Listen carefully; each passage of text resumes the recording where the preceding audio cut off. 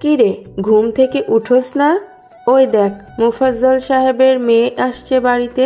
শুনেছি তার বলে অনেক বড় ব্যবসা।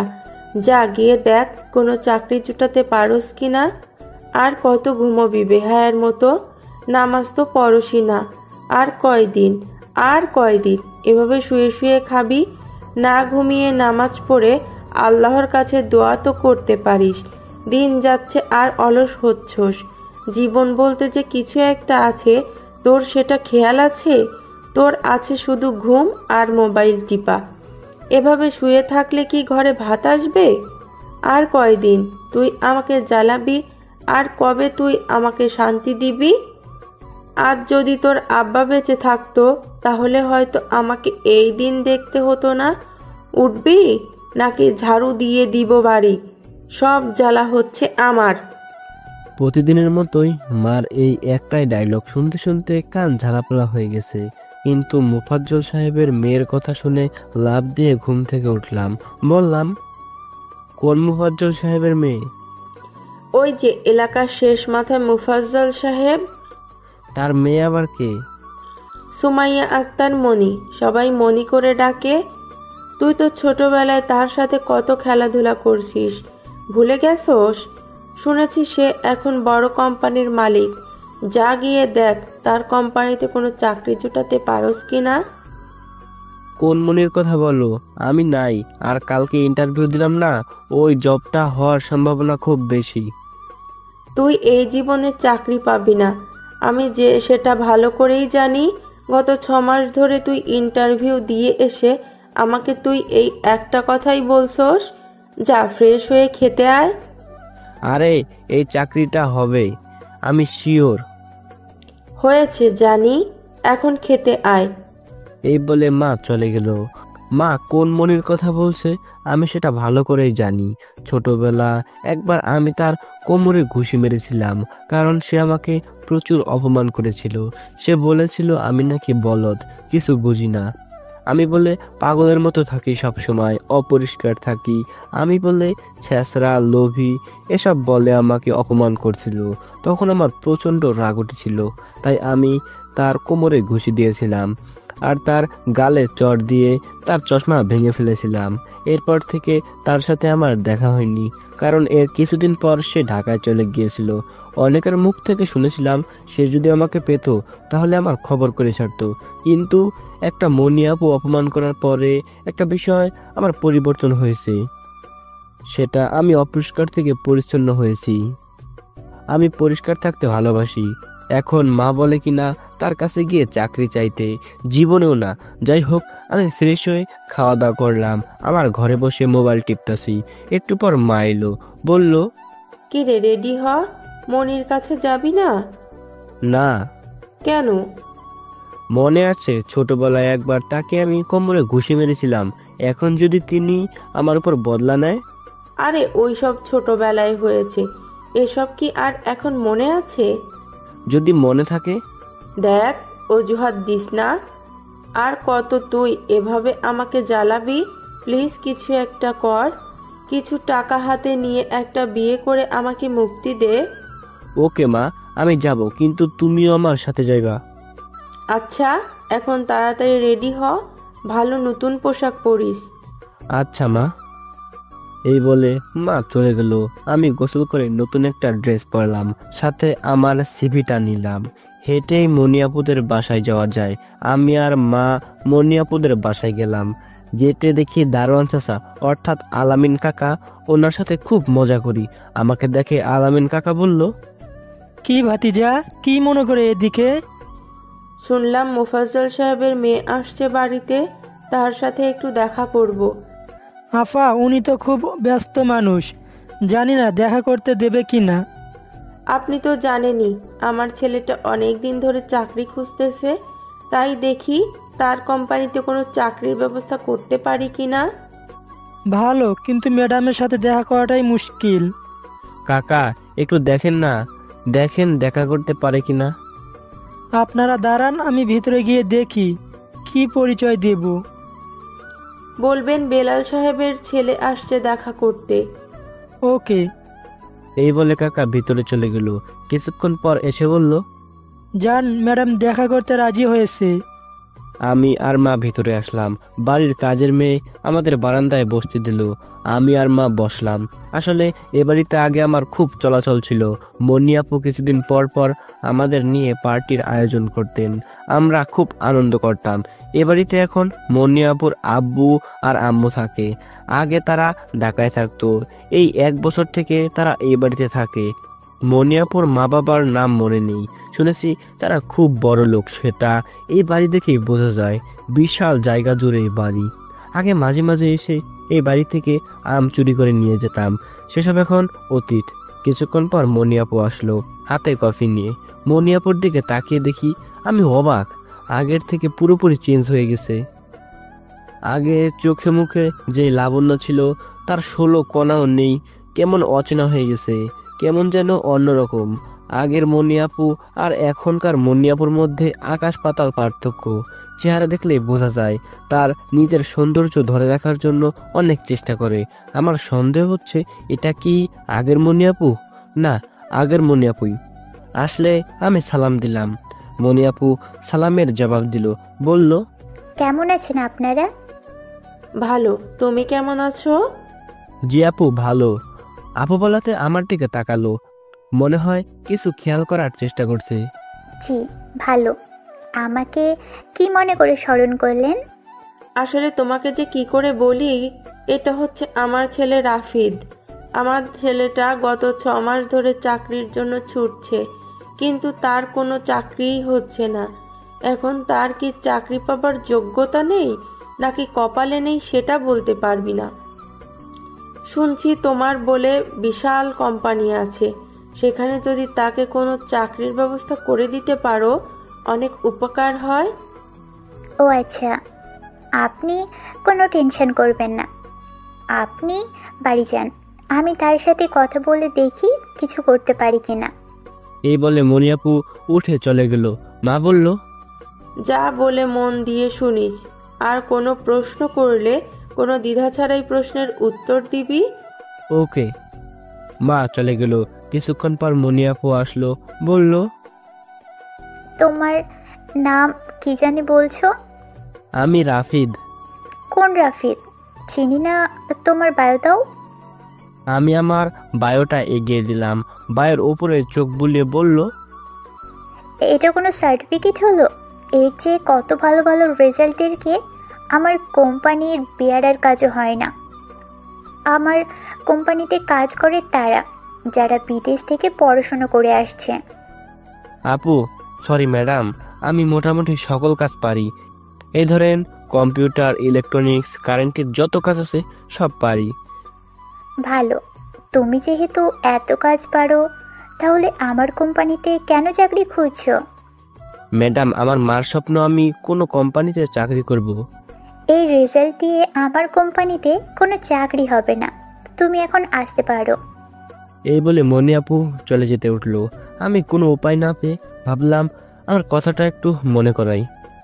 ম্যাডাম, আপনার খেয়াল আছে ছোটবেলায় একবার আপনাকে এক ছেলে আপনার কোমরে ঘুষি দিয়েছিল আর চড় দিয়ে আপনার চশমা ভেঙে ফেলেছিল? কি? আমাকে কোমরে ঘুষি দিবে, চট দিয়ে আমার চশমা ভেঙে ফেলবে? এমন সাহস কার আছে? তুমি জানো আমি কে? বড় বড় মন্ত্রীরা আমার কাছে হাত পেতে থাকে টাকার জন্য, আর আমাকে কিনা চট দিবে? যত সব ফালতু কথা। তুমি এখন আসতে পারো। Okay madam. কিন্তু ম্যাডাম, ধরেন আমার কোনো যোগ্যতা নেই আপনার কোম্পানিতে চাকরি করার, এরপরেও কি কোনো চাকরি পাবার অধিকার আছে আপনার প্রতিবেশী হিসাবে? প্রতিবেশী তো দূরের কথা, ঘুষ দিয়ে তো চাকরি পায় না। তোমার কপাল ভালো, তোমার সাথে দেখা করছি। মাসের পর মাস সিরিয়াল দিয়েও আমার সাথে কথা বলার সুযোগ পাই না। আমি মনে মনে এত অহংকার করলাম না আপনার কোম্পানিতে চাকরি, অনেকটা হতাশ কণ্ঠে বললাম। ধন্যবাদ ম্যাডাম আমাকে সময় দেওয়ার জন্য। তাহলে আমি যাই। আমি উঠলাম চলে আসার জন্য। মনি আপু বলল, আচ্ছা শোনো। জি বলেন। তুমি বসো, আমি আসতেছি। এই বলে উঠে চলে গেল। কাকে ফোন দিল, কিছুক্ষণ পর এসে বলল, আচ্ছা, তুমি কি কম্পিউটার বুঝো? জি ম্যাডাম। আমাকে দেখাতে পারবে? কি দেখতে চাচ্ছেন? মনি আপু তার ল্যাপটপ দিয়ে বলল, লকটা খুলো। Time 1 minute. একটা ওটিজি দেন। মনি আপু একটা ওটিজি দিল। ওটিজি আমার মোবাইলের সাথে ল্যাপটপে যুক্ত করলাম। তারপর 30 সেকেন্ডের ভিতরে লক খুলে ফেললাম। তারপর ম্যাডাম তার ল্যাপটপ মাঝখান থেকে ভেঙে ফেললো। বলল, স্ক্রিনটা চালু করো। Time 5 minute. আমি মেন তারগুলো একসাথে করে 3 মিনিটের ভিতরে স্ক্রিন অন করে দেখালাম। গুড। আসলে কোম্পানিতে একজন কম্পিউটার মেকার খুব প্রয়োজন। তোমার কাজ আমার পছন্দ হয়েছে, তাই তোমাকে কোম্পানিতে চাকরি দেওয়া যায়। কি বলেন, সত্যি? সত্যি।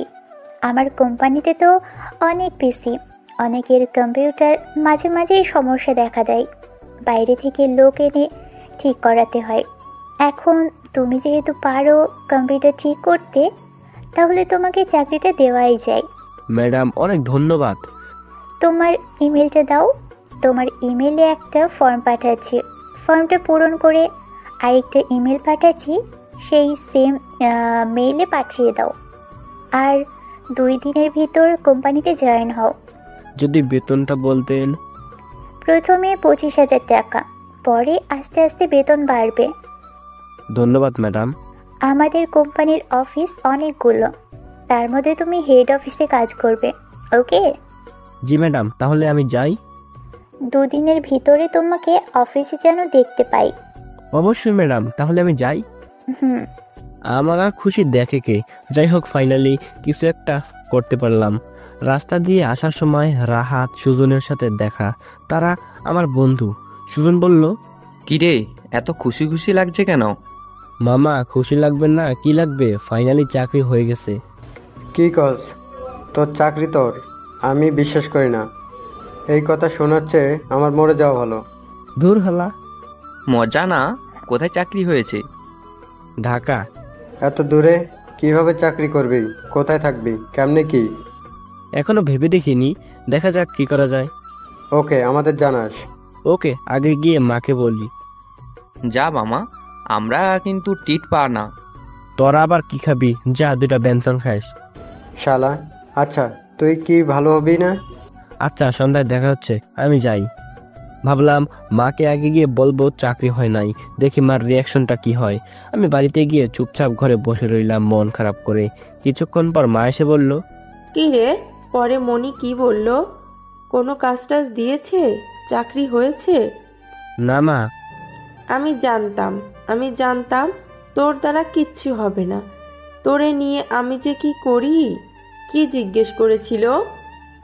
আমার সার্টিফিকেট দেখে বলল, এর চেয়ে ভালো ভালো রেজাল্টের লোকেরাও বলে তার কোম্পানিতে চাকরি পায় না। তোরে কত করে বলছিলাম ভালো করে পড়াশোনা কর, কিন্তু তুই আমার কথা বিন্দুমাত্র শুনলি না। যা, এখন গিয়ে খেতে কাজ কর। হয়েছে, থামো। আসলে মা, আমার চাকরিটা হয়েছে। বনিয়াপু তার কোম্পানিতে কম্পিউটারে কাজ দিয়েছে। বেতন প্রথমে 25,000 টাকা, বলেছে 2 দিনের ভিতরে জয়েন হতে। সত্যি বলতেছোস? আমি মাকেই ইমেলটা দেখালাম। মা বলল, কবে যাবি? কেমনে করবি? কোথায় থেকে করবি চাকরি? তুমিই বলো। আমি কি কিছু জানি বুঝি? তুই যেটা ভালো মনে করস সেটা কর। মা, আমি চলে গেলে তো তুমি একা হয়ে যাবে। কিভাবে থাকবে একা একা? আমাকে নিয়ে তুই টেনশন করিস না। 2টা মাস একটু কষ্ট করব, তারপর তো তোর বউ আসতেছে বাড়িতে। মা, তুমি না। এখন কোথায় থাকবি? প্রথমে একটা হোটেলে উঠতে হবে, সেখানে কিছুদিন থেকে তারপর একটা বাসা বের করতে হবে। তুই যেটা ভালো মনে করস কর। আমি প্রয়োজনীয় জিনিসপত্র নিয়ে পরদিন রেডি হলাম, চলে আসব। বিদায় পেলাম, মা কেঁদে দিল। আমিও না কেঁদে থাকতে পারলাম না, কারণ ছোট্টবেলা থেকেই এই বাড়িতে বড় হয়েছি, সব সময় মার পাশেই ছিলাম। আজ কিছু টাকা উপার্জনের লোভে মাকে ছেড়ে চলে যাচ্ছি অনেক দূরে, তাই খুব কষ্ট হচ্ছে। যাই হোক, সব কিছু ভুলে রওনা দিলাম ঢাকার উদ্দেশ্যে। ঢাকায় এসে প্রথমে কোম্পানিটা বের করলাম। কোম্পানির একটু পাশে একটা হোটেলে উঠলাম, সেখানে একদিন রেস্ট নিয়ে পরদিন বের হলাম বাসা বের করার জন্য। আমার ইচ্ছা ছিল কোম্পানির আশেপাশে বাসা বের করার জন্য, কিন্তু কোথাও পেলাম না। অবশেষে সারা দিন খোঁজাখুঁজির পর পেলাম কোম্পানি থেকে 5 কিলো দূরে একটা পোস্টার দেখে ফোন দিয়েছিলাম। তখন ফোনের কথায় বুঝলাম বাসাটা খুব ভালো হবে। ভাবলাম না পাওয়ার চেয়ে যেটা পেলাম সেটাই ভালো, পরে না হয় আস্তে আস্তে কোম্পানির আশেপাশে উঠবো।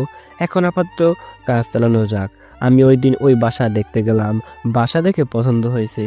একটা রুম, একটা বাথরুম আর একটা বেলকনি, কিন্তু ভাড়া একটু বেশি, মাসে 5,000 টাকা চাই। আমি কোনো কিছু না ভেবেই রাজি হয়ে গেলাম। আমার খেয়াল হলো আগামীকালই তো কোম্পানিতে জয়েন করতে হবে, তাই আজকে রাতেই ঠিক করলাম হোটেল থেকে সব কিছু নিয়ে আসবো। আমি ওই দিন রাতেই সব কিছু নিয়ে আসলাম। নিচের ফ্লোরে বিছানা করলাম, এর ভিতরে মাকে ফোন দিয়ে সব জানালাম। পরদিন যথাসময়ে আমি ঘুম থেকে উঠে কোম্পানির সামনে হাজির হলাম। বড় করে লেখা আছে জেনি কোম্পানি।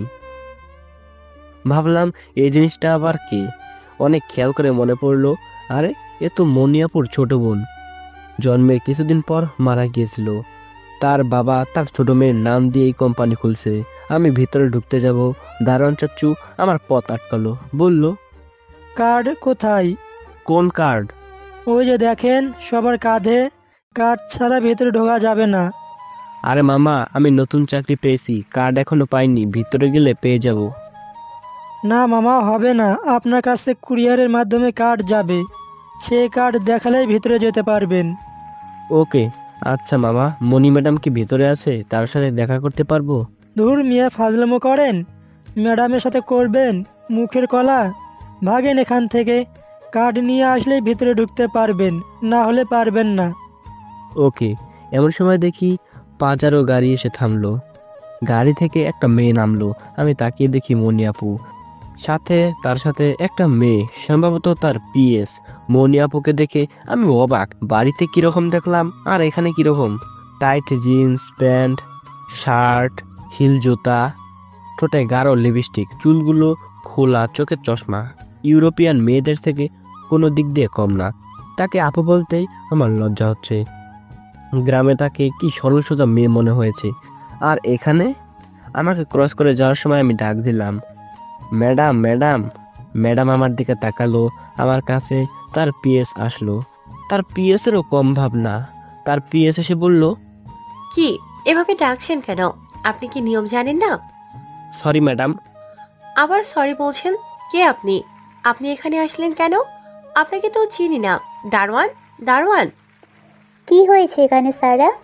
এই কথা বলে এখানে আসলো, বলল, রাফি, তোর কার্ড কোথায়?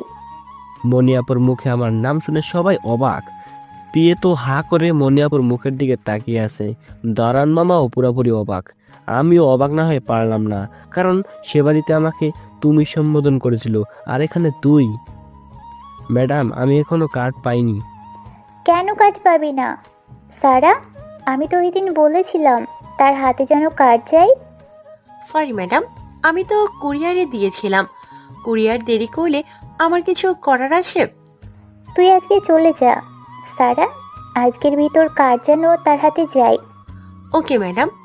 এই বলে মনিয়াপু চলে যেতে লাগলো। তার পিএস আমার দিকে হা করে তাকিয়ে রইল।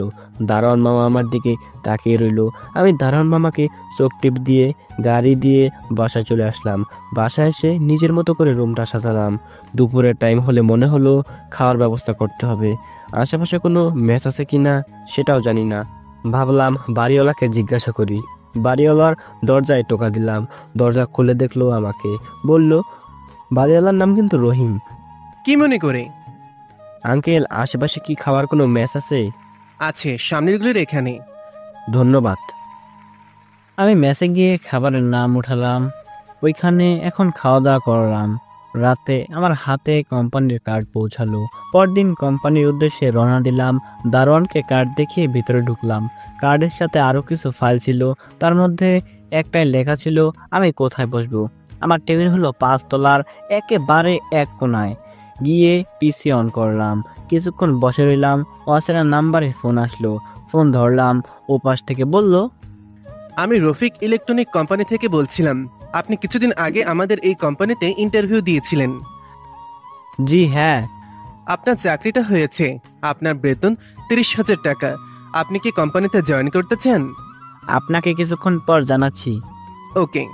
আমি এমন খবর শুনে কপালে হাত দিয়ে বসে রইলাম। কি হলো এটা আমার সাথে?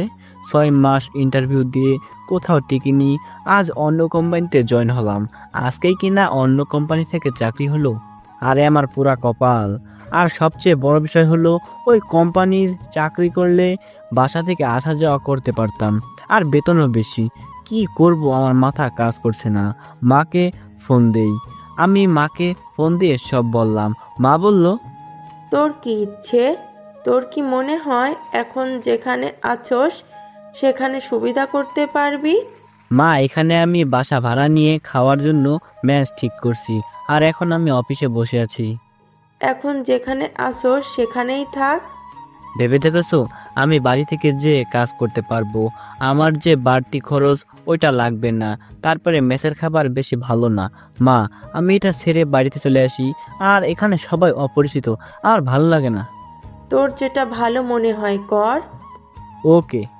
আমি ভেবেচিন্তে সিদ্ধান্ত নিলাম মনিয়াপুর কোম্পানির চাকরি ছেড়ে দিব, কারণ এর চেয়ে ভালো পন্থা আছে আমার কাছে টাকা উপার্জন করার।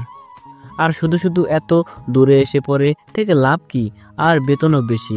আমি রফিক ইলেকট্রনিক্স কোম্পানিতে ফোন করলাম, বলে দিলাম আমি জয়েন করব।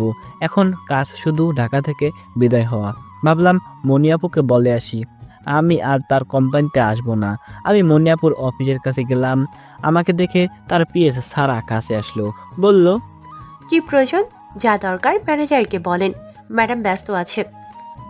ওনার সাথে কথা বলা খুব প্রয়োজন। ম্যাডাম এখন কারোর সাথে দেখা করবে না, যান। প্লিজ আপু, ম্যাডামকে বলেন রাফিদ আপনার সাথে দেখা করতে যাচ্ছে। সারা অনেকটা বিরক্ত হয়েই মনিয়াপুর কাছে গেল। গিয়ে কি জানি বলল। একটু পরে সে বলল, যান। আমি ভিতরে গেলাম। দেখি অফিসটা তার নিজের মতো করে সাজিয়েছি। খুব সুন্দর অফিস। আমাকে দেখে মনিয়াপু বলল, কি রাফিদ, তোরে যদি কারো প্রয়োজন হয় তাহলে তোর অফিসে ফোন যাবে। জানি ম্যাডাম, আসলে আমি আসছি অন্য বিষয়ে কথা বলতে। কি বলবি বল। ম্যাডাম, আমি চাকরিটা ছেড়ে দিতে চাই। কেন? মনিয়াপু পিসি থেকে চোখ সরিয়ে আমার দিকে তাকালো। আমার বাড়ির কাছেই একটা কোম্পানিতে ইন্টারভিউ দিয়েছিলাম, ওইখানে আমার চাকরি হয়েছে, বেতন 30,000 টাকা। সেজন্য আমি চাকরিটা ছেড়ে দিতে চাই। ভালো, এত কষ্ট করে এখানে আসলি, আবার চলে যাবি? আসলে ম্যাডাম, আমার বাড়ির কাছেই তো, সেই জন্য। বেতন জানি কত? 30,000 টাকা। যা, আমি তোকে 30,000 দিব, এখন গিয়ে কাজ কর। না ম্যাডাম, আসলে বাড়ির কাছে তো, সেজন্য হাতছাড়া করতে চাচ্ছি না। রাফিদ, চাকরিটা ছাড়িস না, তোকে আমার প্রয়োজন পড়বে। মনিয়াপুর মুখ থেকে এমন কথা শুনে নিজের ভিতরে একটু অহংকার কাজ করলো। ভাবলাম ওই সময় তো চাকরি দিতে চাচ্ছিলেন না, আর এখন অনুরোধ করছেন। না না, আমি কোনোভাবেই আর এখানে থাকছি না। দেখি আপু এক দৃষ্টিতে আমার দিকে তাকিয়ে আছে। Sorry madam. রাফিদ, তোরে আমি ভালো করেই চিনি, আমি তোর প্রতিবেশী। বিপদে আপদে আমার তোর কাজে লাগতে পারে। ম্যাডাম, সে যেহেতু থাকতে চাচ্ছে না, তাহলে তাকে কেন বিরক্ত করছেন? অনেকটা অস্থির হয়ে কথাটা বলল।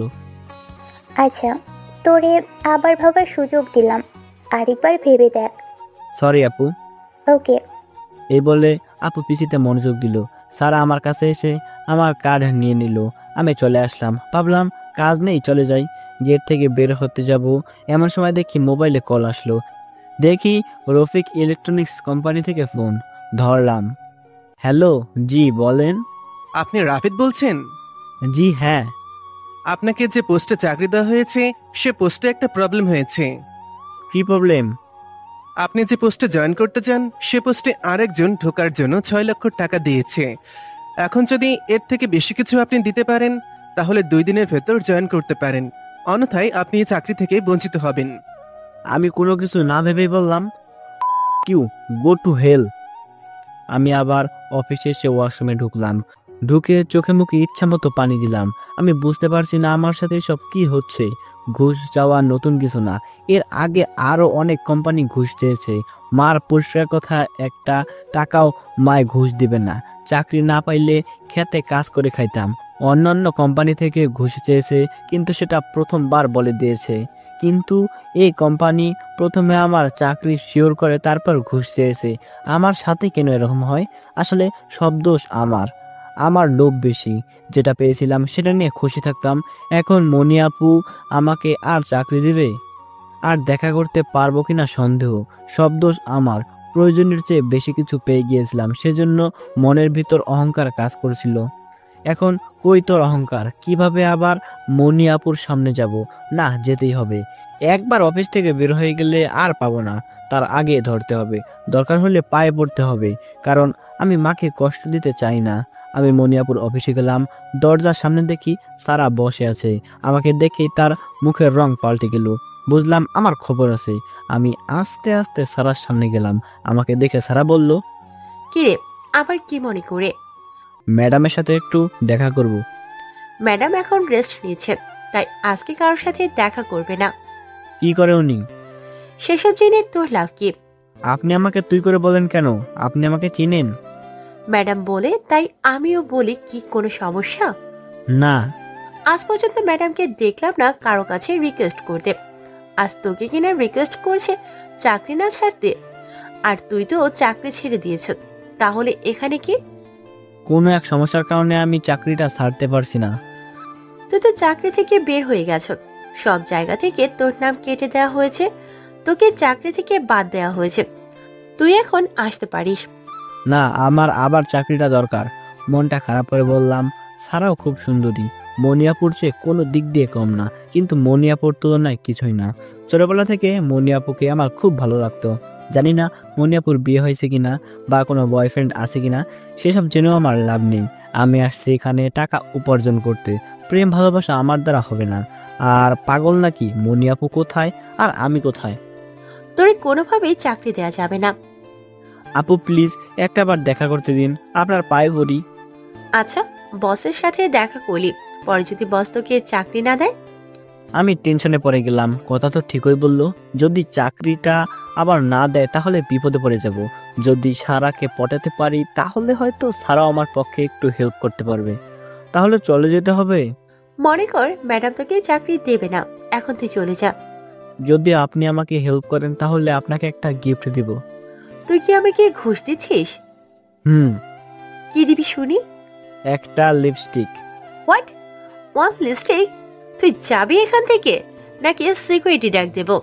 ভেবে দেখেন, আপনি না নিলে আমি ম্যাডামকে লিপস্টিক গিফট করব। ছোটবেলায় একবার আমি মনিয়াপুকে লিপস্টিক গিফট করেছিলাম। মনিয়াপু অনেক খুশি হয়েছিল। Security, security! সারা জোরে জোরে চিৎকার করে সিকিউরিটি ডাকছে, যার কারণে মনিয়াপু বাইরে বের হয়ে আসলো। বলল, সারা, কি হয়েছে? চিৎকার করছো কেন? সরি ম্যাডাম, রাফিদ মনে হয় পাগল হয়ে গেছে। তার চাকরির জন্য আপনার কাছে সুপারিশ করতাম, তার বিনিময়ে সে আমাকে একটা লিপস্টিক গিফট করবে। সারা, গিফটের জিনিস নিতে হয়, হোক সেটা লিপস্টিক। জি ম্যাডাম, আপনার সাথে রাফিদ দেখা করতে চাচ্ছে। 10 মিনিট পরে বল আসতে। জি ম্যাডাম। মনিয়াপু চলে গেল। সারা বলল, তুই কি ম্যাডামকে তাবিজ করছস? ম্যাডাম কারোর সাথে এমন ব্যবহার করেনি, সবার সাথে সমান ব্যবহার করে, এমনকি আমাকেও একটু ছাড় দেয়নি। তোর সাথে এত ভালো আচরণ কিছুই বুঝলাম না। ম্যাডাম যেহেতু ভালো ব্যবহার করে তাহলে আপনিও ভালো ব্যবহার করবেন। করবো না? আপনি ম্যাডামের পিএস এর মতো থাকবেন। আমি ম্যাডামের বডিগার্ড। ম্যাডামকে নিরাপত্তা দেওয়া আমার কাজ, এবং ম্যাডামের সকল কাজে আমি পারদর্শী। বডিগার্ডের মতো থাকবেন। আমার হাতের এক চড় খেলে সারা জীবন মনে থাকবে। দেব একটা চড়? না থাক, আমি বরং ম্যাডামের সাথে দেখা করে আসি। আমি ম্যাডামের অফিসে ঢুকলাম। মনিয়াপু বলল, আবার কি প্রয়োজন? ম্যাডাম আমার চাকরিটা প্রয়োজন। কেন? ওখানে আর যাবি না? না, কারণ তারা 6 লক্ষ টাকা ঘুষ চাচ্ছে। আমার আম্মু 1 টাকা ঘুষ দিবে না। কিন্তু আমার এখানে তোর আবার ঢুকতে যে 6 লক্ষ টাকা লাগবে। ম্যাডাম টাকা দিতে পারবো না। তাহলে তুই আসতে পারিস। ম্যাডাম জানি আমার ভুল হয়েছে, প্লিজ একটু দয়া করুন। ম্যাডাম আপনার পায়ে পড়ি, আমার মার অনেক শখ একটা চাকরি করব। দেখ, তোর কাজটা এত গুরুত্বপূর্ণ না, তোরে আর এখন প্রয়োজন নেই। আমি বুঝতে পারছি মনিয়াপুর রাগ করছে, যেভাবে হোক রাগ ভাঙাতে হবে, কিন্তু কিভাবে? ম্যাডাম প্লিজ আমার সাথে এরকম করবেন না। ওকে, তোর এই চাকরিটা দিলাম। আগে আমার থেকে তুই যে সম্মানটা পেতি সেটা কি আর পাবি? তুই আমার কাছে সব সময় অবহেলিত হয়ে থাকবি। তুই কি সেটা চাস? সমস্যা নেই। আরেকটা জিনিস, তুই কোনো সময় বলতে পারবি না আমি তোকে চিনি, অথবা তুই আমাকে চিনিস। ওকে। তুই কোনো সময় আমার সামনে আসবি না। ওকে। এটাই তো লাস্ট চান্স। তোর বিরুদ্ধে যদি কোনো কমপ্লেন আসে, তুই আমি বলার আগেই চাকরি ছেড়ে দিবি। মানুষের তো ভুল হতেই পারে। না, তুই কোনো ভুল করতে পারবি না। Okay madam. দেখি ম্যাডাম রাগান্বিত হয়ে কথাগুলো বলছে। অফিসে কারোর সাথে 1 মিনিটের বেশি কথা বলতে পারবি না। কেন ম্যাডাম? আমি বলছি তাই। আর কোনো মেয়ের সাথে তো ভুলেও না, প্রয়োজন ব্যতীত। না ম্যাডাম, কথা বলার অধিকারটা অন্তত দেন। বুঝছি, তোর চাকরি করার ইচ্ছে নেই। আছে ম্যাডাম। ম্যাডাম সারার সাথেও না। না, কারোর সাথেই না। এমন ভাব ধরবি যেন তুই কথা বলতে পারোস না। এই দেখ, একটা কাগজ প্রিন্ট হচ্ছে, কাগজটা নিয়ে আয়। কাগজের উপর চোখ বোলা আর স্বাক্ষর কর। আমি কাগজের উপর চোখ বুলালাম, দেখি আপু যা বলেছে তাই কাগজে লিখেছে। আমি ভাবলাম এটা মেনে নেওয়া সম্ভব নয়, এমন শাস্তি জীবনেও শুনি নাই। আমি বললাম, আপনি যেহেতু আমার প্রতিবেশী, তাহলে অন্তত আপনার সাথে কথা বলার অধিকার দেন। তুই তো আমার সামনে আসতে পারবি না। তুই যদি এই শর্তগুলোতে রাজি থাকিস তাহলে স্বাক্ষর কর। না ম্যাডাম, আমি পারবো না। ওকে, তোকে সিকিউরিটি ডাকছি, তবে তোকে বের করে দিত। আপু, আপনার সাথে কথা বলার অধিকার দেন। না। একজনের সাথে কথা বলার অধিকার দেন। না, কারোর সাথে না। প্লিজ একজনের সাথে। ওকে, স্যারের সাথে কথা বলতে পারবি। এখন স্বাক্ষর দে। ওকে। আমি স্বাক্ষর দিয়ে কার্ড নিয়ে অফিসে চলে আসলাম। মনি আপু কাজটা করলো কি? মনে হয় রেগে এই কাজগুলো করছে। রাগ ভাঙলে ঠিক হয়ে যাবে। দেখি দুপুরে খাবারের সময় হয়ে গেছে। আমি কোম্পানি থেকে বের হয়ে এক চায়ের দোকানে গিয়ে হালকা কিছু খেয়ে অফিসে চলে আসলাম। এসে বসে বসে ঘুমাচ্ছি, কারণ কোনো কাজ নেই। অফিস শেষ করে বাসায় আসলাম। বাসায় এসে খাওয়া দাওয়া করে গোসল করলাম, রুমটা পরিষ্কার করে কিছুক্ষণ মোবাইল টিপে ঘুমিয়ে গেলাম। পরদিন অফিসে গেলাম। কিছুক্ষণ পর দেখি সারা কল দিল। সারা বলল তার অফিসে যেতে। তার অফিসে গিয়ে দেখি পরীর মতো সুন্দরী একটা মেয়ে দাঁড়িয়ে আছে। সারা বলল, রাফিদ, উনি আমাদের কোম্পানিতে আসছে একটা চুক্তি করতে, কিন্তু ওনার ল্যাপটপটা কি জানি সমস্যা হয়েছে, দেখো তো। ওকে। আমি ওই মেয়েটার ল্যাপটপ নিলাম, নিয়ে কিছুক্ষণের মধ্যে ঠিক করলাম। মেয়েটা বলল, এত তাড়াতাড়ি ঠিক হয়ে গেল? আমি বললাম, ওপেন করে দেখুন। মেয়েটা ল্যাপটপ ওপেন করলো। সারা ইশারায় বলল চলে যেতে। আমি চলে আসলাম। আমি পিসিতে মুভি দেখতে লাগলাম। কিছুক্ষণ পর সারা আবার কল করলো, বলল, নিস্তলার 56 নম্বর অফিসে, দেখে তো কি সমস্যা। আমি ওইখানে গেলাম। গিয়ে তার কম্পিউটারের ডেস্কটপে একটু সমস্যা, সেটা সলভ করে আসলাম। এসে আবার মুভি দেখতে লাগলাম। দেখি মা ফোন দিয়েছে। কি রে, তুই না বলে বাড়িতে আসছোস, এখনো তো আসলি না? মা ওইখানে টাকা চায় 6 লক্ষ, তাই আমি আর আসিনি। এখন মনিয়াপুর কোম্পানিতে আছি। আচ্ছা, মন দিয়ে কাজ কর। ওকে। আবার মুভি দেখতে লাগলাম। কিছুক্ষণ পর দেখি মনিয়াপু কল দিল। আমি তড়িঘড়ি করে ফোন ধরলাম। জি ম্যাডাম, কোনো প্রয়োজন? তোর কি এটা মুভি দেখার জায়গা? না। তো মুভি দেখছিস কেন? অবসর টাইম পাস করছি। আর আপনি তো বলেছেন কারোর সাথে কথা না বলতে। আমার মুখের উপর কথা? Sorry madam. তোকে একটা ফাইল দিচ্ছে, এটা কমপ্লিট কর। ওকে। দেখি আমার ওই ইমেলে একটা ফাইল আসলো। আমি কমপ্লিট করলাম। কিছুক্ষণ বসে রইলাম। আমার এখানে কল আসলো। বলল 80 নম্বর রুমে বললে কি প্রবলেম হয়েছে। আমি সেখানে গেলাম। গিয়ে দেখি আমার সমবয়সী এক ছেলে কাজ করতেছে। সে বলল তার কম্পিউটারে কি জানি সমস্যা। আমি তার কম্পিউটার চেক করে সমস্যাটা বের করলাম। আমি কাজ করতেছি। সে বলল, ভাই আপনাকে তো আগে দেখি নাই। ভাই আপনি কি নতুন আসছেন? তার টেবিলের উপরে নাম লেখা ছিল। জি ভাই। ভাই আপনার নাম কি? রাফিদ। আমি শিহাব। দেখা হয়ে ভালো লাগছে। আমি ওনার সাথে হ্যান্ডশেক করলাম। Me two. বাড়িটা ঠিক করতে কতক্ষণ লাগবে? 10 মিনিটের মতো। ওকে। ভাই একটা প্রশ্ন ছিল। জি ভাই বলেন। ভাই এখানে দেখি সবাই সবার কাজ মন দিয়ে করছে, কারোর সাথে কেউ কথা বলে না, কারণটা কি? ভাই এটা এই কোম্পানির নিয়ম, কেউ ভেঙে ফেললে তার চাকরি নট। আমি ভাবলাম যাক তাহলে শুধু আমার জন্য নিয়ম না, সবার জন্যই, যাক বাঁচা গেল। কিন্তু এটা কি করে সম্ভব? একটা না 6 ঘন্টা কাজ করতে হয়, এর মধ্যে কেউ কারোর সাথে কথা বলে না, এমন নিয়ম আমি জীবনেও শুনিনি। এখন তো দেখি তারা কাজ করতে আসে না, জেল খাটতে আসে। দূর, এত কিছু চিন্তা করে লাভ কি, আমি আমার চিন্তা করি। ভাই শেষ, এখন আসি। ওকে।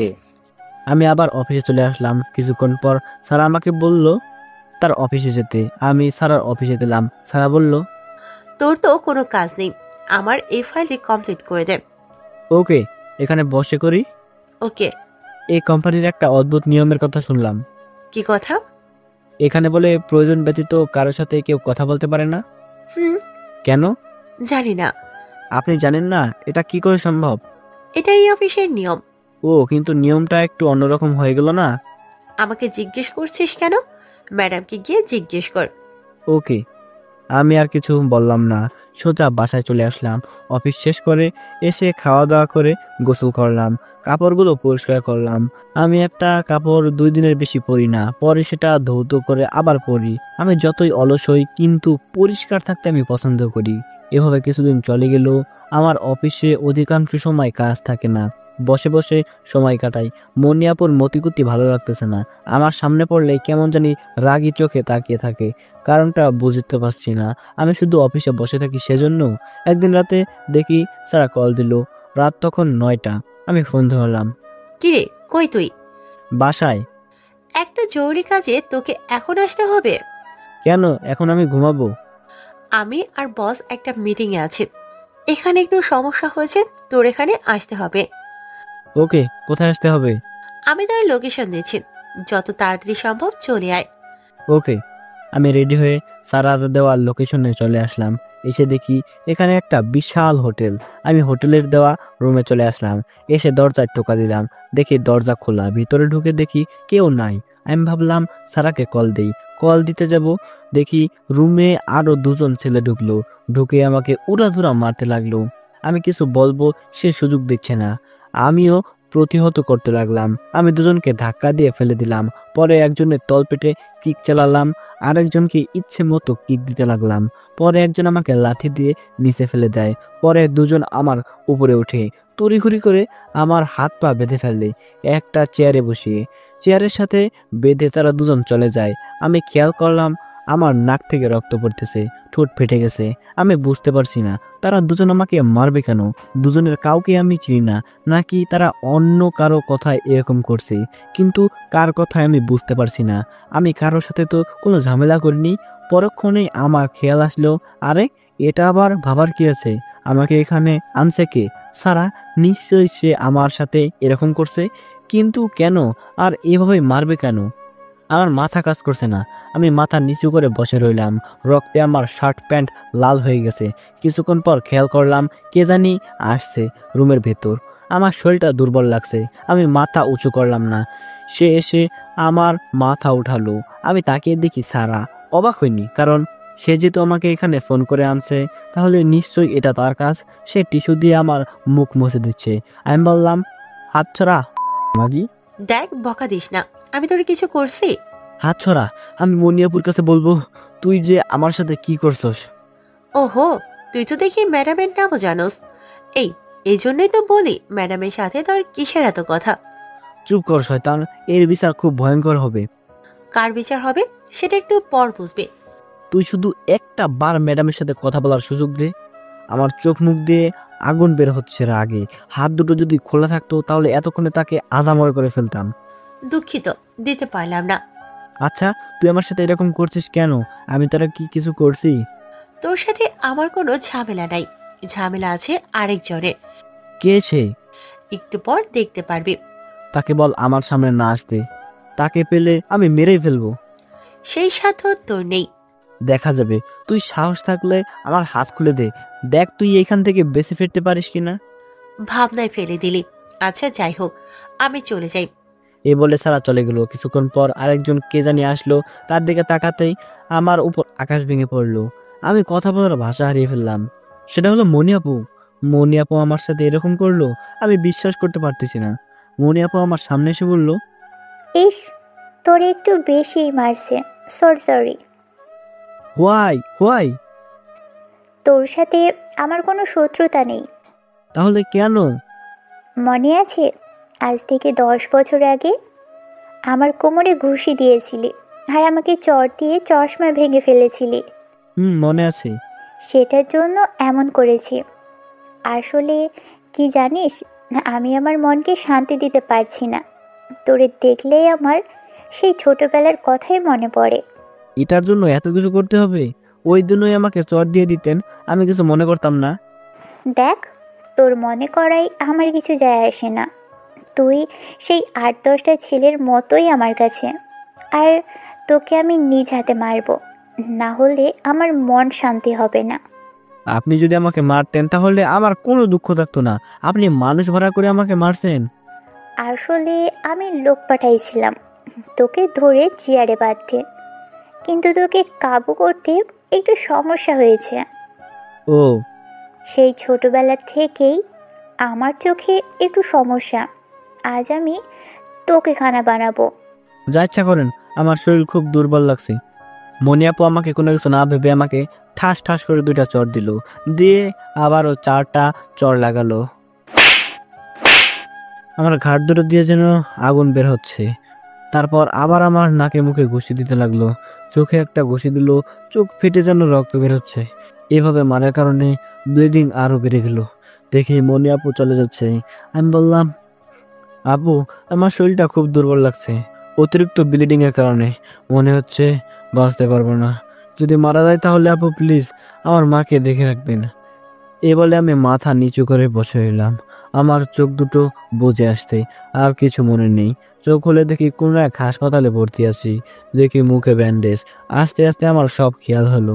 আমি আমার মোবাইল খুঁজতে লাগলাম।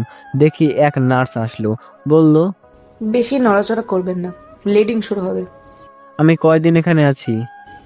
গত রাতে আপনাকে এখানে আনা হয়েছে, একদিন আপনি ঘুমিয়েছিলেন। আমার মোবাইলটা কোথায় জানেন? আপনার সাথে তো মোবাইল আসেনি। ও, আমার আর কতক্ষণ এভাবে থাকতে হবে? আপনার চোখে মারাত্মক চোট লেগেছে, যার জন্য আপনাকে চোখের ডাক্তারের শরণাপন্ন হতে হবে। আর প্রচুর ব্লিডিং হয়েছে, সেজন্য আপনার চিকিৎসা করতে রক্তের প্রয়োজন ছিল। কিন্তু আপনার রক্তের গ্রুপ ছিল A নেগেটিভ।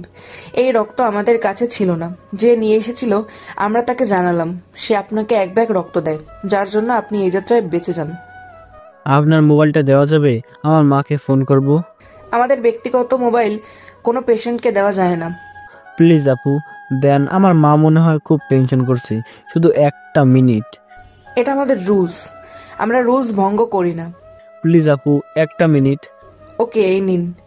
আমি ফোন নিয়ে মার কাছে কল দিলাম। মা কল ধরলো। মা বলল, কি রে, তোকে সকালে ফোন দিলাম, ধরলি না কেন? এই তো মা, একটু ব্যস্ত ছিলাম। ওকে, খাওয়া দাওয়া ঠিক মতো করিস।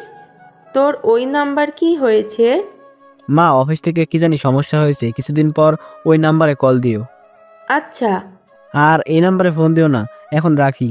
মার সাথে কথা বলে মনটা এখন খুব ভালো লাগছে। আমি নার্সকে মোবাইল দিয়ে দিলাম। নার্স বলল, আপনি এমন আহত হয়েছেন, কিন্তু আপনার মাকে বললেন না কেন? মাকে বললে সমস্যা আছে।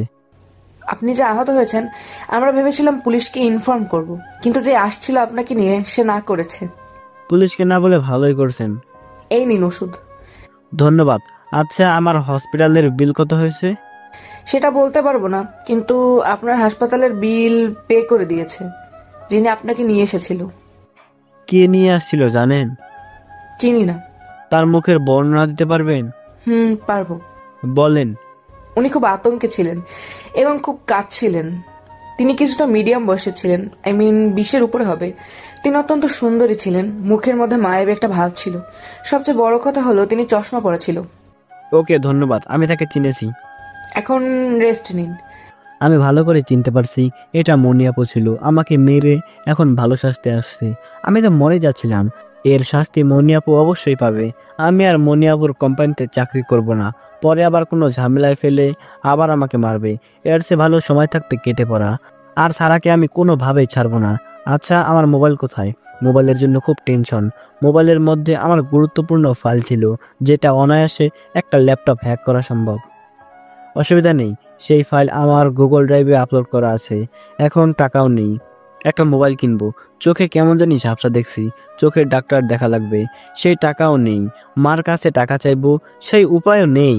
মার কাছে টাকা চাইলে হাজার প্রশ্ন ছুড়ে দিবে, আর মনে হয় না মার কাছে টাকা আছে, মা ব্যবস্থা করে দিবে। সত্যি কথা বললে মা শুধু বলবে শুধু বাড়িতে চলে যেতে। এখন কি করব, আমার মাথায় কোনো কাজ করছে না। এখন কাজ শুধু একটা, এখান থেকে বের হওয়া। দেখি নার্স প্রবেশ করছে, হাতে আমার পোশাক। আসলে নার্সটা খুবই সুন্দরী। নার্স বলল, এই নিন আপনার কাপড়। ধন্যবাদ, আমি এখন চলে যেতে চাই। কিন্তু উনি বলেছিল তিনি এসে আপনাকে নিয়ে যাবে। থাক, তার আর দরকার নেই। এই ওষুধগুলো খাবেন রুটিন মতো। ওকে।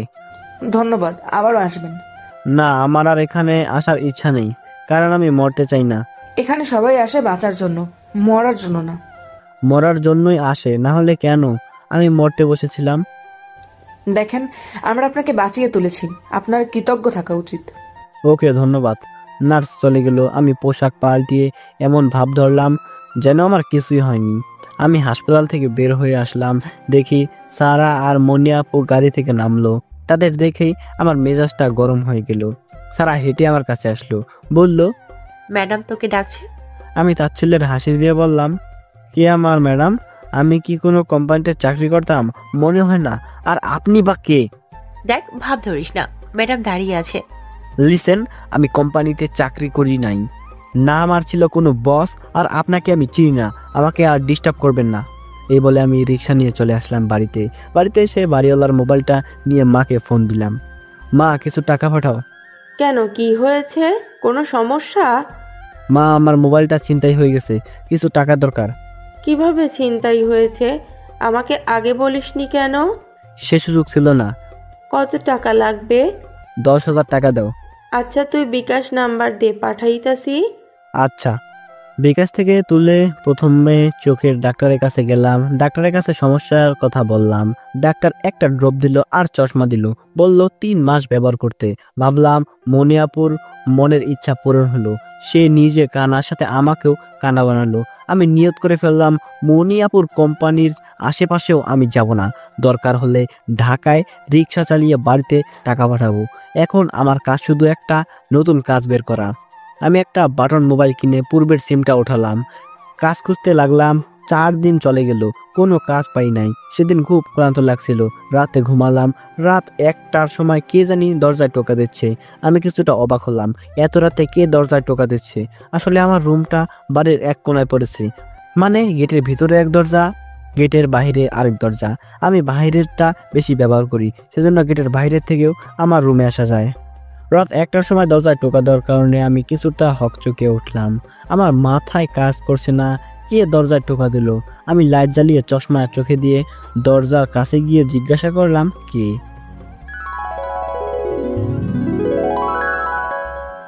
মনির জীবনটা খুব অদ্ভুত। মনির আব্বু তাকে ব্যবসা দিয়ে দিয়েছে, বলেছে তার নিজের মতো করে ব্যবসা সাজিয়ে নিতে। মনিও তার কোম্পানি ধরে রাখতে অনড়, সেজন্য সে খুব কঠোর আচরণ করে কর্মচারীদের সাথে। ব্যবসার পিছনে ছুটতে ছুটতে কখন যে তার বয়স 25-এর কোঠায় গিয়ে ঠেকেছে সে নিজেও জানে না। মনির একজনকে খুব প্রয়োজন, তার জীবনের সাথে অন্য আরেকটি কোম্পানি মিলিত হয়ে যৌথ মিলনে নতুন একটা প্রজেক্ট নিয়ে কাজ করছে। যার সাথে কাজ করা হচ্ছে তার নাম হচ্ছে মিস্টার আজিম। তার সাথে মনির খুব ভাব, অনেক সময় সে মিট করতে চায়। মনি আপত্তি করে না, কারণ তার এখন একজনকে খুব দরকার। মনি তার চাহিদাগুলো বুঝতে পারছে। মনির টাকার অভাব নেই, মনির যে টাকা আছে সে টাকা দিয়ে মনির 14 গোষ্ঠী খেয়ে যেতে পারবে। মনির সেক্রেটারি সারা খুব ভালো মেয়ে, কিন্তু খুব জেদি। অবশ্য মনির কম জেদ না, কিন্তু সারা মারামারিতে ওস্তাদ, একাই 2 জন পুরুষকে কাবু করে ফেলতে পারে। এজন্যই সারা এক হিসাবে মনির বডিগার্ড, আবার সেক্রেটারিও। ও মনির মতোই এখনো বিয়ে করেনি, সে এখন মনিকে নিয়ে ব্যস্ত। মনি বিয়ে করলে ও করবে, কিন্তু মনি ইদানিং একটা সময় পড়েছে, সেটা হলো রাতে ঘুমাতে পারে না। তার কারণ হলো কিছুদিন আগে তার প্রতিবেশী একজন তার কোম্পানিতে জয়েন করে। তার নাম হলো রাফিদ। অন্য সবার থেকে সে একটু অন্যরকম। এই রাফিদ কিনা ছোটবেলায় মনিকে কোমরে ঘুষি মারছিল, অর্থাৎ আমার কথাই বলতেছি আমি, তো আপনারা বুঝে নিয়েন। এটা মনে হতেই মনির মাথায় রক্ত উঠে যায়। সেজন্য রাফিদকে অর্থাৎ আমাকে ইচ্ছা মতো ধোলাই দিয়েছে, কিন্তু মারটা একটু বেশি হয়ে যায়। বেচারা মরতে বসেছিল, কিন্তু ভাগ্যের বিষয় হলো রাফিদের রক্ত আর মনির শরীরের রক্ত একই, তাই মনি তাড়াতাড়ি এক ব্যাগ রক্ত দেয়, যার জন্য রাফিদ বেচারা বেঁচে যায়। এটা ভেবে খুশি লাগছে মনির মতোই রাফিদকে কানা বানাতে পারলো। মনি জানে রাফিদ আর তার কোম্পানির মুখ দেখবে না, সেসব ভেবে মনির লাভ নেই, আর তাকে সরি বলার কোনো ইচ্ছা নেই মনির। সব কিছুই ঠিক ছিল, সমস্যা হয়েছে রাতে ঘুমানোর পর মনি রাফিদকে নিয়ে স্বপ্ন দেখে রাফিদ সেই রক্তাক্ত মুখ নিয়ে মনির পাশে শুয়ে আছে। দেখে তার মুখ থেকে টপ টপ করে রক্ত পড়ছে। দেখে রাফিদ মনির আরো কাছে চলে এসে মনিকে জড়িয়ে ধরলো। তার নাক মুখ থেকে যেন রক্তগুলো পড়ছে, সেগুলো মনির মুখে পড়ছে। মনি চিৎকার দিয়ে ঘুম থেকে উঠে তাড়াতাড়ি এক গ্লাস পানি খায়। মনি এমন স্বপ্নের কথা মনে হলেই শরীর কাটা দিয়ে ওঠে তার। ওই দিন রাতেই আর মনি ঘুমায়নি। পরদিন অফিসের কাজ শেষ করে অনেক রাতে আসলে মনি প্রচন্ড ঘুম ধরেছিল, তাই ফ্রেশ না হয়ে ঘুমিয়ে পড়ে। ঘুমের মধ্যে আবার দেখতে থাকে মনি রাফিদের সেই রক্তাক্ত মুখ, নাক দিয়ে টপটপিয়ে রক্ত পড়ছে। এক চোখ বন্ধ দেখে হেঁটে তার খাটের কাছে আসলো, এসে মনির পাশে শুয়ে পড়লো। শুয়ে মনির ঠোঁটের কাছে মুখ নিতে থাকে। একেবারে যখন ঠোঁটের কাছে মুখ তুলে আসে তখন মনির ঘুম ভেঙে যায়। এই এসির মধ্যেই মনির শরীর দিয়ে টপটপিয়ে ঘাম বের হচ্ছে। মনি বুঝতে পারছে না এসব কি হচ্ছে মনির সাথে। শুধু রাফিদ কেন আসবে তার স্বপ্নে? মনি বুঝতে পারছে রাফিদের সাথে অন্যায় করেছে, সেজন্য স্বপ্নে আসছে রাফিদ বারবার। আচ্ছা, যদি রাফিদের কাছে ক্ষমা চায় তাহলে বোধহয় আর আসবে না রাফিদ স্বপ্নের মধ্যে। আচ্ছা আসুক, ভালো কথা, কিন্তু এভাবে রক্তাক্ত মুখ নিয়ে আসলে কে ভয় না পাবে? আবার আসে আমাকে কিস করতে, কত বড় সাহস! মনি গিয়ে ফ্রেশ হলো। ঘুমানোর কোনো ইচ্ছাই নেই মনির। ঘুমালে যদি আবার ওই স্বপ্ন দেখে। মনি সারা রাত কোম্পানির কাজ নিয়ে শেষ করে ফেললো। যদিও শেষ রাতে ঘুমিয়ে যায়, সকালে ঘুম থেকে উঠে মনির মুখটা দেখার মতো ছিল। দুই চোখ লাল, গালগুলো ফোলা ফোলা। সারা মনির এমন অবস্থা দেখে অবাক হয়ে জিজ্ঞাসা করলো, ম্যাডাম আপনি কি রাতে ঘুমান নাই? কেন? আপনার চোখ এমন কেন? চোখ দুটো লাল হয়ে আছে। তেমন কিছু না, রাতে অফিসের কাজ নিয়ে একটু বিজি ছিলাম। সারা অবাক হয়ে বলল, ও, মনে হয় রাফিদকে একটু বেশি মেরে ফেলেছি। মনির মুখে রাফিদের কথা শুনে, অর্থাৎ আমার কথা শুনে, সারা যেন আকাশ থেকে পড়লো। বলল, জি ম্যাডাম, একটু বেশি মেরে ফেলেছেন। আমার কি তার কাছে ক্ষমা চাওয়া উচিত? আচ্ছা, তুই কি রাফিদের লোকেশন বের করতে পারবি? জি ম্যাডাম, আর আমার মনে হয় তার প্রয়োজন নেই। ও, আপনার যদি শুধু রাফিদের ওই ঘটনার কথা মনে পড়ে তাহলে আপনি মিস্টার আজিমের সাথে ভালো একটা সময় কাটাতে পারেন। একদম ঠিক বলেছ। এক্ষুনি মিস্টার আজিমকে ফোন করে বল তার সাথে আজকে দেখা করব। ওকে ম্যাডাম, তাড়াতাড়ি একটা বিয়ে করেন না, আমারও তো বিয়ে করতে মন চায়। সারা, তুই প্রতিশ্রুতি দিয়ে কি বিপদে পড়েছিস দেখেছিস? এর চেয়ে ভালো তুই প্রতিশ্রুতি উঠিয়ে নে। এখন আপাতত থাক, মনের মতো কাউকে পেলে উঠিয়ে নেব। তোর আবার পছন্দের বাকি আছে। ওকে। সারা আর মনি অফিসে গেল। অফিসে সারাটা দিন ঘুমিয়ে কাটালো। রাতে মিস্টার আজিমের সাথে দেখা করলো। মিস্টার আজিমের সাথে ভালো একটা মুহূর্ত কাটলো। রাতে বাসায় ভাবলো মনের মতো করে একটা ঘুম দেবে, শুয়ে সাথে সাথে ঘুমিয়ে গেল। আবার একই স্বপ্ন, কিন্তু এবার এসে রাফিদ সোজা মনির উপরে উঠে গেল। আস্তে আস্তে রাফিদ রক্তাক্ত ঠোঁট মনি ঠোঁটের কাছে আনতে লাগলো। আর মাত্র 1 ইঞ্চি ব্যবধান, তখনই মনির ঘুম ভেঙে যায়। চোখ খুলে দেখে কেউ নাই। মনি শরীর দিয়ে ঘাম বেরোচ্ছে। 1 গ্লাস পানি খেলো। ওই দিন রাতেও মনি ঘুমাতে পারলো না। পরদিন সারাকে বলল তার বাসায় থাকতে। মনি ঠিক করলো আজকে রাতেও যদি এই স্বপ্ন দেখে তাহলে কিছু একটা করবে। মনি ক্লান্ত শরীরটা নিয়ে শুয়ে পড়লো। 3 দিন ধরে মনি ঘুমাতে পারে না। বিছানায় গায়ে লিয়ে দেওয়ার সাথে সাথে মনি ঘুমিয়ে পড়লো।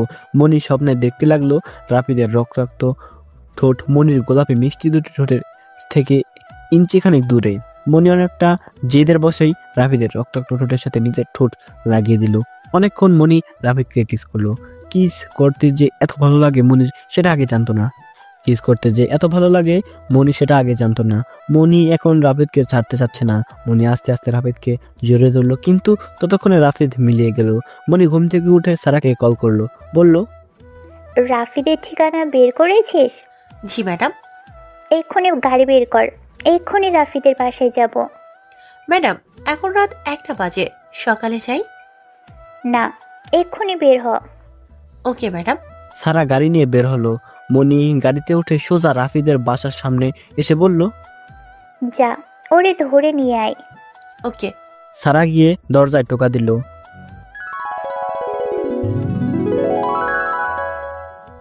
দরজার কাছে গিয়ে জিজ্ঞাসা করলাম কি। উপর থেকে একটা মেয়ে কণ্ঠ ভেসে আসলো। বুঝলাম এটা সারা। আমি সারা, দরজা খোল। কেন আসছেন? তুই দরজা খোল, পরে বলছি। না, দরজা খুলবো না। এত রাতে আমার এখানে কেন আসছেন? আমাকে মেরে ফেলার চিন্তা করছেন? তেমন কিছু না, ম্যাডাম আসে, তোর সাথে কথা বলবে। আপনারা দুজন চলে যান, আপনাদের সাথে কোনো কথা নাই। আপনারা দুজন শুধু আমাকে মারতে আসছেন। প্লিজ সারা, আমাকে ছেড়ে দেন। ম্যাডাম তোর সাথে দেখা করতে আসে, প্লিজ ম্যাডামকে ফিরিয়ে দিস না। আপনাদের কাউকে আমি চিনি না, চলে যান। তুই যদি দরজা না খোলস তাহলে কিন্তু দরজা ভেঙে ঢুকবো। এই বলে দরজায় লাথি দিতে লাগলো। আমি বললাম, ওকে, ম্যাডামকে বলেন আসতে। আচ্ছা। একটু পর মনিয়াপুর কণ্ঠ শুনতে পারলাম।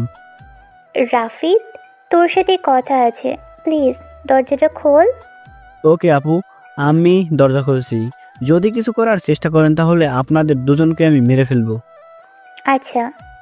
আমি হাতের মধ্যে একটা ছুরি নিয়ে দরজা খুললাম।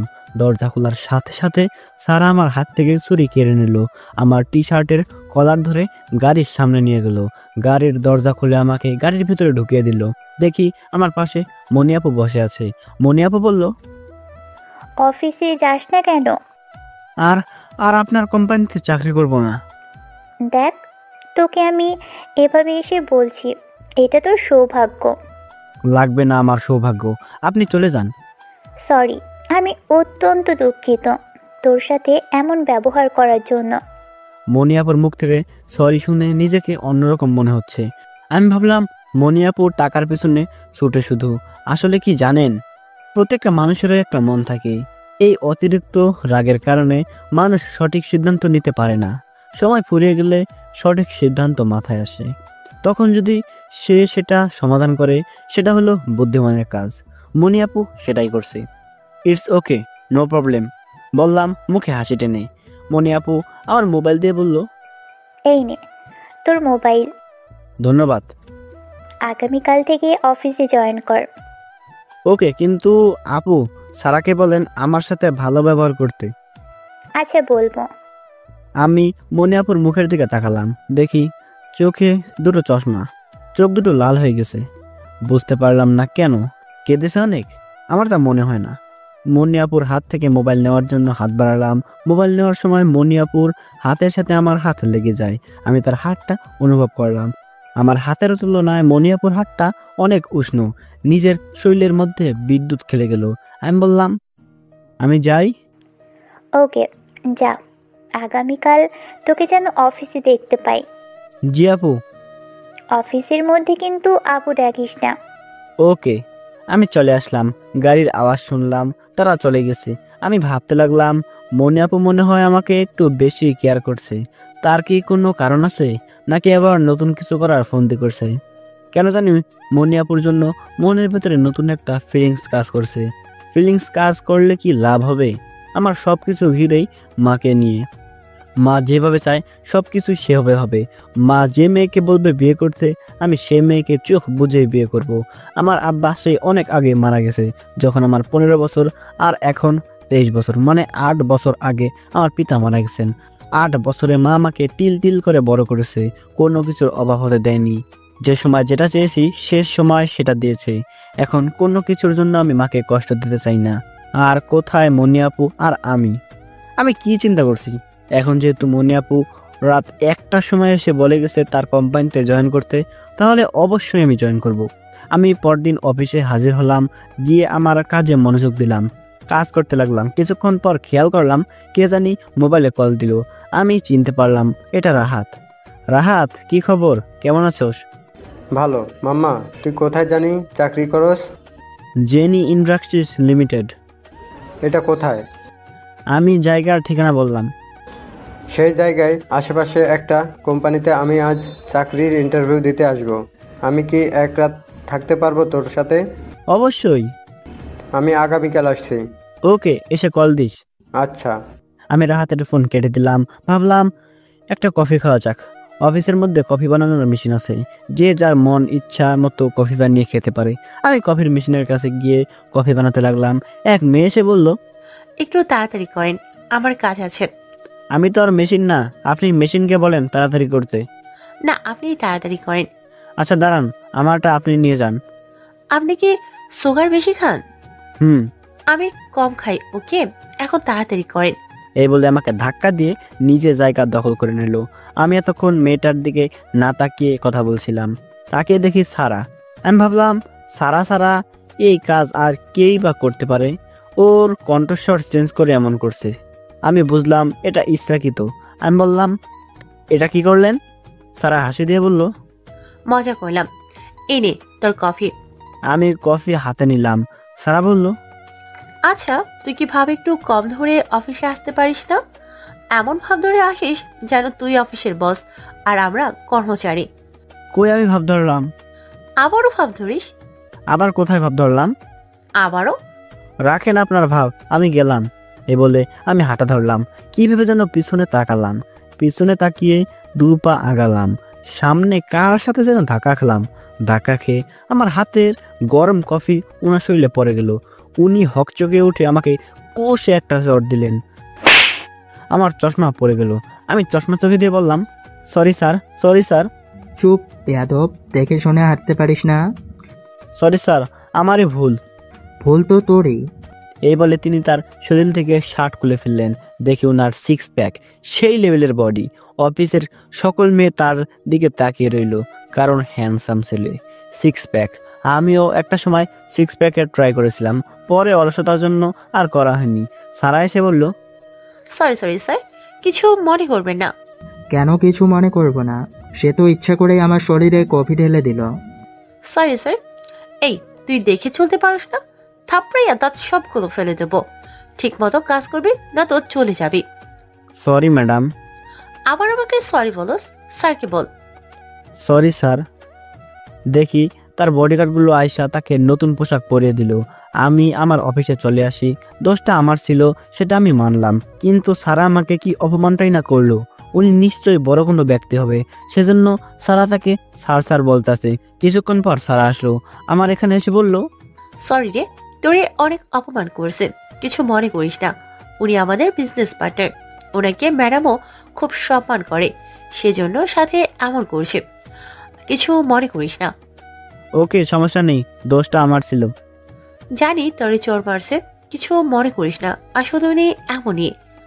সমস্যা নেই, এসবের সাথে আমার অভ্যাস হয়ে গেছে।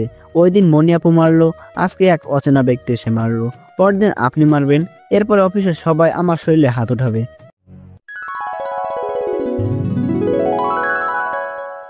এই গল্প কেমন লাগছে অবশ্যই নিচে কমেন্ট করে জানিয়ে দিন এবং পরবর্তী পর্বের জন্য অপেক্ষা করুন।